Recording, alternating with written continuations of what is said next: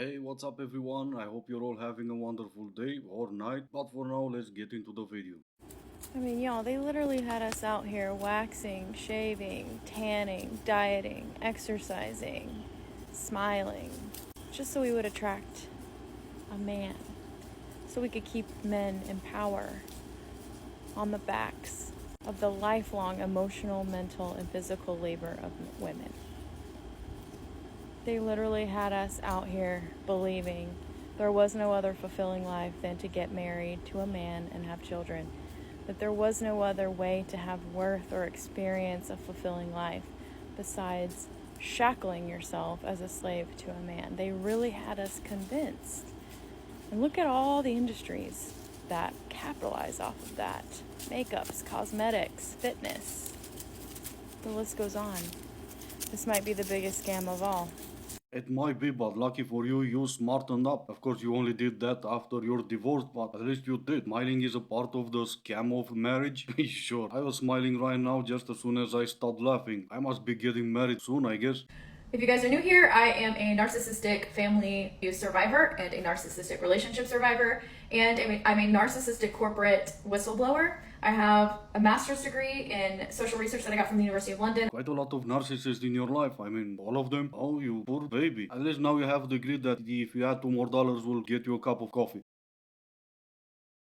I don't know who needs to hear this, but having a man or getting married is not going to solve your problem. I was married, I was in a very long relationship, and I will tell you, the man does not solve it. The man often is contributing to it. Every problem, every angst, every misalignment in your life is for you to solve, and you have the power to solve every single thing that doesn't feel in alignment in your life. This idea that having a man is going to solve those things for us is one of the most delusional things I've ever seen in my life. Whatever your life looks like right now, if you feel like this is not the life that I want, it's up to you to go out and create the life that you want. Like, get your money right, get your career in a place that you're excited about, build friendships, find love outside of romantic love.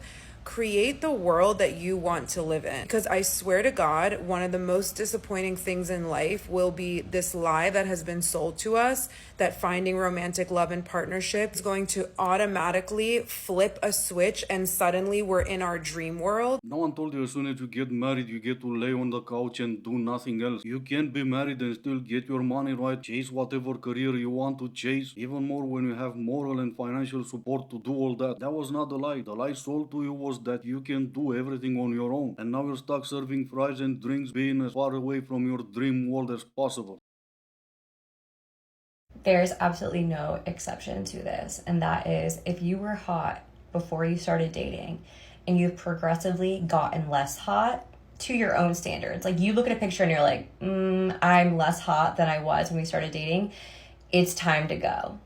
Every single time it is him. Absolutely, every single time. You moved on from lingerie to pajamas. You moved on from going to the gym and staying fit to becoming the queen of the couch. But I'm sure it's him every single time, because for some weird reason you have no say in it. You're absolved of all responsibilities just because you got yourself into a relationship. Sure, why not?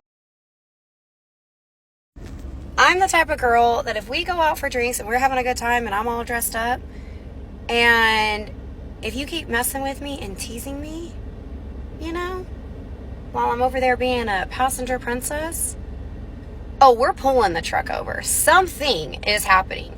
And if you've never done that because you two couldn't wait any longer for each other, you're not living, baby. And you need to go on a date night, have a few drinks, get that good feel, and pull over on the side of the road. And if you get caught, so what? That's the thrill of it. That's the best part. So go out there and live. You should listen to her. She knows what she's talking about. She's the type of girl who will pull the car over for $4.99 a month. There might be a silver lining to all this, if you can call it that. State of California today is announcing a lawsuit against TikTok. We're filing in state court. We're bringing claims based on our false advertising law and our unfair competition law because TikTok has intentionally and deliberately manipulated and hurt knowingly young people through its platform. It has promoted excessive and addictive and compulsive use by design of our children through its different features, from autoplay and infinite scroll to its likes to its beauty filter. I think there are parents throughout this state and this nation who are rightfully worried about their children's mental health, their safety, their well-being, because of the use of social media and its ubiquity, its omnipresence. So yesterday I was in the gym and I went to the sauna, and when I went into the sauna, I sat down, I put the towel down, and there's this girl staring at me, okay? And I look at her, I smile, and then I carry on just like doing my thing. And I keep noticing like this girl is literally staring at me, but she's not just staring at me, she's like hi, comes over, like just runs across the sauna and just like sits next to me, and I'm like, oh, she seems really friendly. Like, I'm like, that's really cute. So anyway, like we're having a conversation, and she's like telling me, I'm like, what do you do out here? Like, what do you do for a living? And she's like, oh, I'm a content creator. She's like, I'm from Hungary. Like, she's been living out in Bali for so long. And I'm like, this is really cute, really nice. She comes over to me a bit later and she asks me for my Instagram. So I give my Instagram and she follows me, and then I see what she does for a living as a content creator. And let's just say it's not working with brands. It's working to please men. And I just feel like, yeah, this happens so often in Bali. Like, girls say that they're a content creator as a way to like hide what they really do. And it gives us a bad name, the actual content creators out there. You're not a content creator either. None of us are. I'm doing this. You're recording yourself traveling on daddy's money on a permanent vacation. And she's recording herself pleasing men, posting it on OF. We're not creating anything, at least nothing of value. We're just posting stuff online. Reminder, if you're a chronic spender and you buy yourself things all the time, it's because your future self is rich. Your future self is so rich, and that's why you buy yourself things now, because you know in the future you're going to be rich. Yes, and that's exactly how you become rich in the future, by spending a lot of money now, money that you don't even have. Just so you know, this is the real bare minimum. Flowers? Bare minimum. Checking up on you throughout the day? Bare minimum. Letting you know when they made it home from work? Bare minimum. Telling you goodnight every night? Bare minimum. Not going out to bars or clubs without you? Bare minimum. Letting you know when they made it to work? Bare minimum. Asking you how your day was? Bare minimum. Paying for the dinner? Bare minimum. Telling you that they love you? Bare minimum. Them making you feel like you're missed? Bare minimum. Showing you affection? Bare minimum. Taking you on dates? Bare minimum. Not hanging out with anybody of the opposite sex? Bare minimum. Responding to your messages? Bare minimum. Sending you sweet messages? Bare minimum. Remembering your birthday or anniversary? Bare minimum. Standing up for you to their friends or family? Bare minimum. Asking how your mental health is doing? Asking if you're okay? Bare minimum. Small gestures? Bare minimum. You shouldn't have to beg for any of that. And you do not need to be patting people on the back for doing those things. It's one thing to show appreciation, and it's one thing to call to somebody. That should all come. Not really sure, but I think the moral of the story here is that everything a man does is bare minimum. And maybe it's just me, but I find it really sad she can't even get the bare minimum.